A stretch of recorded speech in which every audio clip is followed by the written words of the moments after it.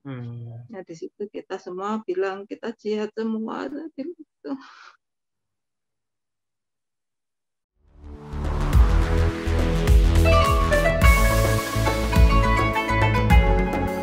Assalamualaikum warahmatullahi wabarakatuh. Alhamdulillah wassalatu wassalamu ala sayyidil anbiya'i wa imamil mursalin wa ala alihi wa sahbihi ajmain amma ba'd. Pemirsa LKTV dimanapun berada, alhamdulillah pada kesempatan yang berbahagia ini kita mendapatkan tamu yang luar biasa dan kita akan mencoba untuk sharing, mengambil ibrah pelajaran dari apa yang menjadi pengalaman beliau. Nah, beliau ini adalah Hajah Ari Hikmawati dan beliau ini adalah partner saya dan juga ya senior saya di IAIN Surakarta. Dan qadarullah beliau beberapa waktu kemarin diuji oleh Allah Subhanahu wa taala dengan terkonfirmasi mendapatkan ujian berupa COVID-19 dan tentu banyak pengalaman yang beliau bisa sharing kepada kita semuanya. Namun sebelumnya kita sapa dulu, gimana kabarnya Ibu Ari, sehat ya? Alhamdulillah sehat. Sudah fit betul ini ya, insya Allah. Insya Allah. Oke. Nah, pemirsa, ini juga kita semuanya ikut berduka atas wafat suami beliau.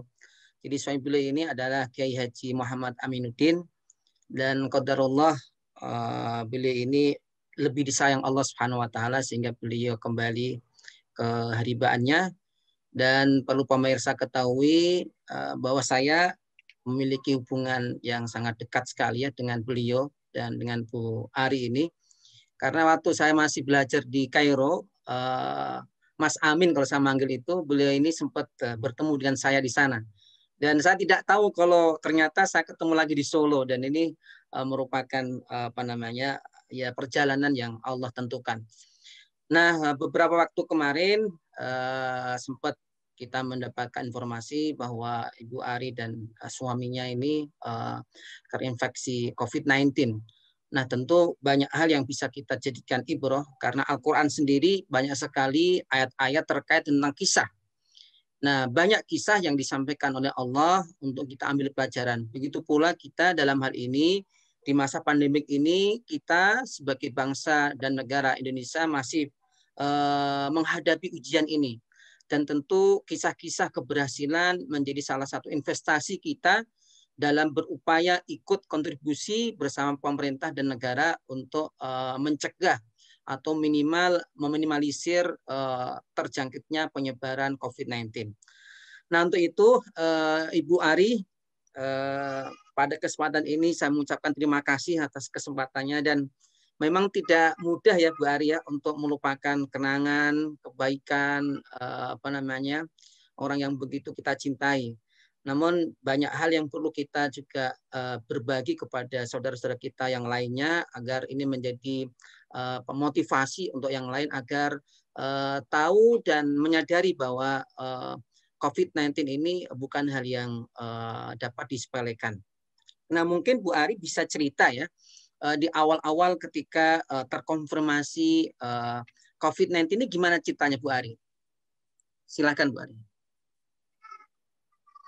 Ini cerita dari saya apa mulai dari suami ya? Ya boleh dua-duanya Bunda. Bu Ari. Ya. Sebelumnya Assalamualaikum warahmatullahi wabarakatuh.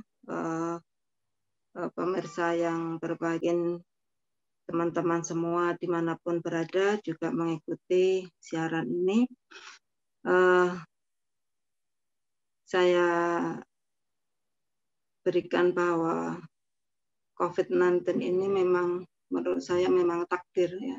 Kesimpulan awal seperti itu karena pada dasarnya saya dan suami itu selalu menerapkan apa yang dianjurkan oleh pemerintah untuk selalu pakai masker, jaga jarak, kemudian cuci tangan dan sebagainya, itu terutama suami itu lebih lebih protek daripada saya ya dalam hal mengkonsumsi vitamin, makanan, itu saya malah sering juga diingatkan.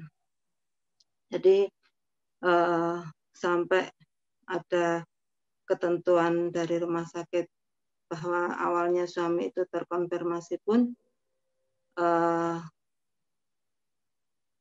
kita pun juga masih tanda tanya dari mana kenanya gitu ya.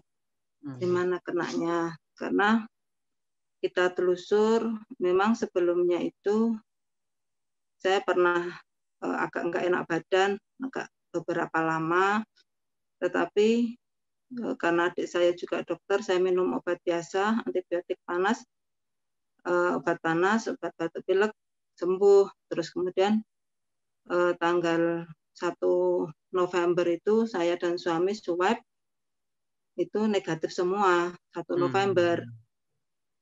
Terus kemudian 11 November itu kita nggak, selama itu kita nggak pernah keluar kota juga, ya paling-paling hanya belanja-belanja di sekitaran di Solo karena ada kebutuhan untuk anak-anak santri itu. Kemudian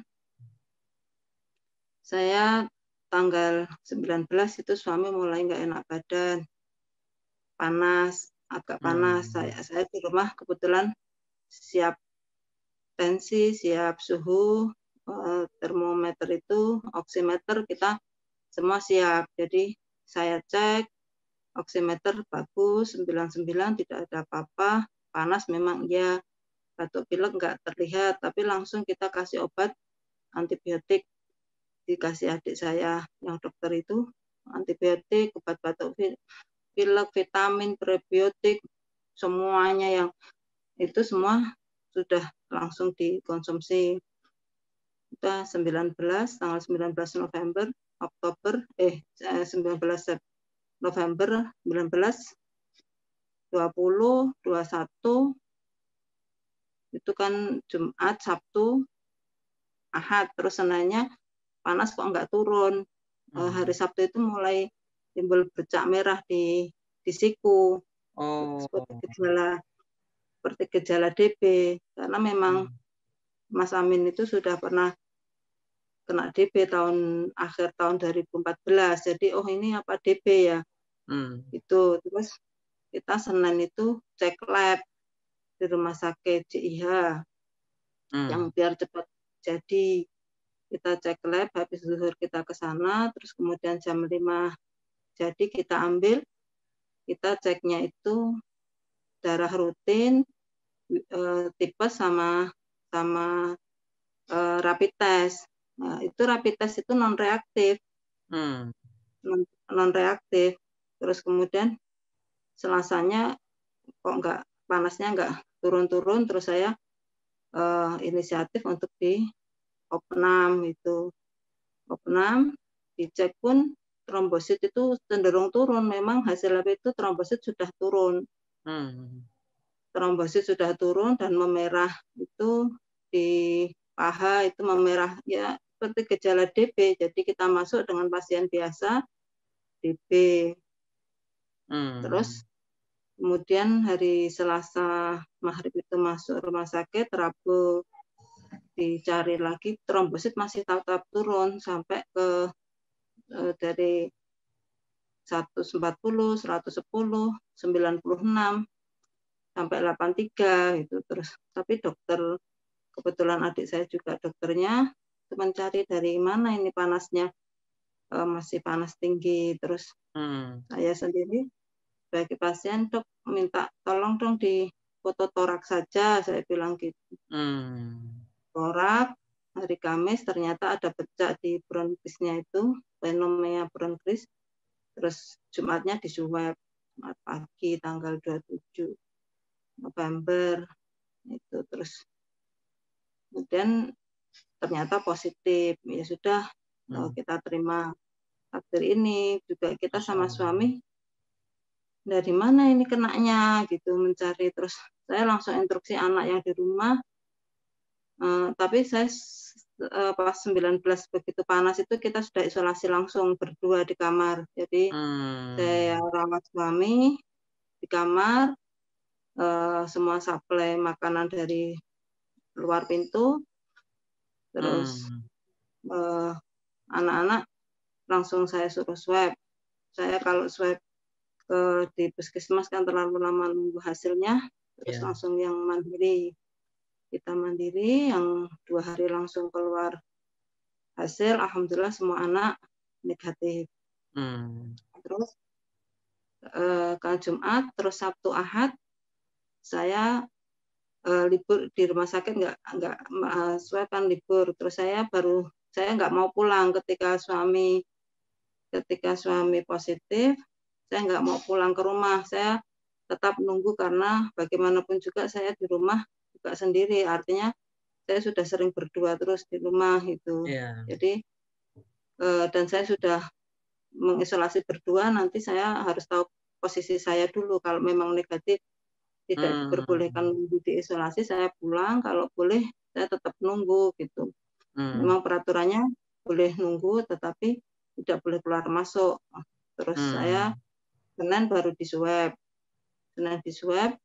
Senin sore ada hasil saya positif. Tapi meskipun badan tidak terasa apa-apa. Badan saya nggak terasa apa-apa, saya masih bisa merawat suami, masih bisa semuanya, dari ganti pampers, semuanya saya masih bisa merawat gitu.